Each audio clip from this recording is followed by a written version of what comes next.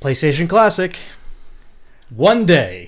Okay, the reason I chuckled right before we started recording is I thought of the meme. I don't know if you've ever seen it. Ladies and gentlemen, we got him. I love that meme. That's like my new favorite meme. I wish we could have just rolled that at the beginning, because that's what I think of. Just what's this? I just plug it in and I can access all the settings. Yeah. Ladies and gentlemen, we got him.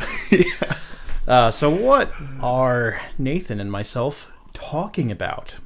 Well, the PlayStation Classic, of course, is out. Yep. People are fooling around with the system, trying to get it to do things it may not be meant to do, and you tend to stumble on things with these classic consoles. And one thing we're going to discuss today is the emulator settings are accessible by using a USB keyboard.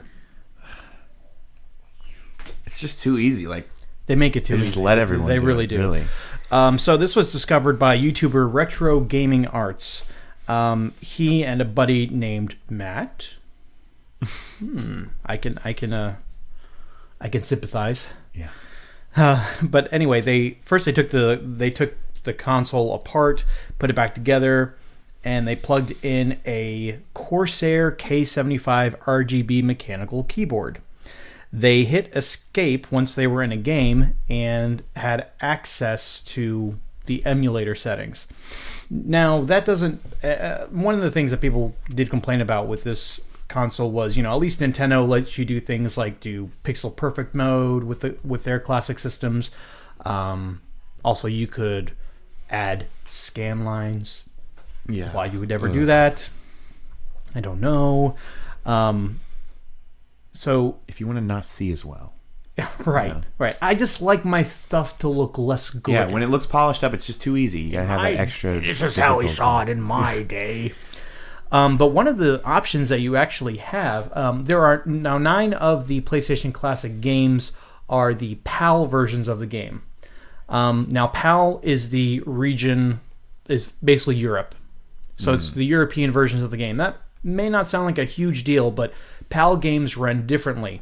And it's all based around the way their electricity works. So you have NTSC and you have PAL. NTSC includes Japan, North America, South America, and then you have Europe, which is their own region. NTSC, which I'm kind of maybe a bit confusing because NTSC and PAL are talking about video standards. But really, it's based around how their electricity works. Electricity over here in the States and Japan runs at 60 hertz, 60 cycles per second. Electricity does itself. Over in Europe, the standard is actually 50. That's why, you go to Europe, you got to get one of those adapter thingies, and they're primal. Well, it made for some interesting things with their TV manufacturers and their whole process. So, and this is why when you watch some older stuff from say Britain produced stuff, it kind of looks different. It kind of has this very unique look on an American TV, and that's because PAL TVs, while they had a higher resolution, here in the US, it's 480i was standard definition, and I think theirs was maybe 570i. It was a higher resolution. Yeah.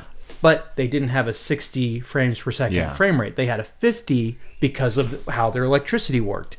So all of their video games, their PAL regions, this is why the PAL region or the PAL version of Sonic the Hedgehog runs slower than all of the other versions of Sonic the Hedgehog. It's because it's running at 50, not 60 frames per second. So the 9 games on here on the Classic run slower than they did when they were released over here because they're that PAL version.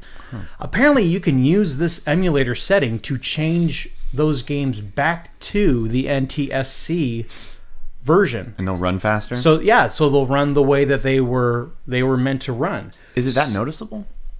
Yeah, I mean, when you really, if you played the game a lot, or if you put them side by side, it's fairly noticeable.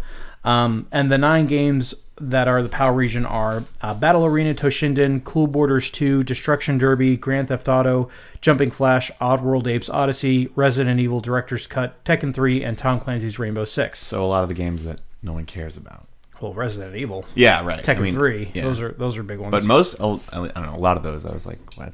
But it's just kind of like, why did you do that? Why is the PAL region on there? Like the resolution. Maybe it was cheaper. But they're on there because they can switch them back to the NTSC version anyway. You can just do it without putting anything into it? You just have to do the little keyboard hack thing. Wow. See, I was thinking you meant like import the game. No. So it's just already there. Wow. Right, we're not at the stage yet where you can add games to it. Okay. But does this mean that they can make it to where you can use DualShock controller? I don't know. I mean, this is definitely the first step in hacking it.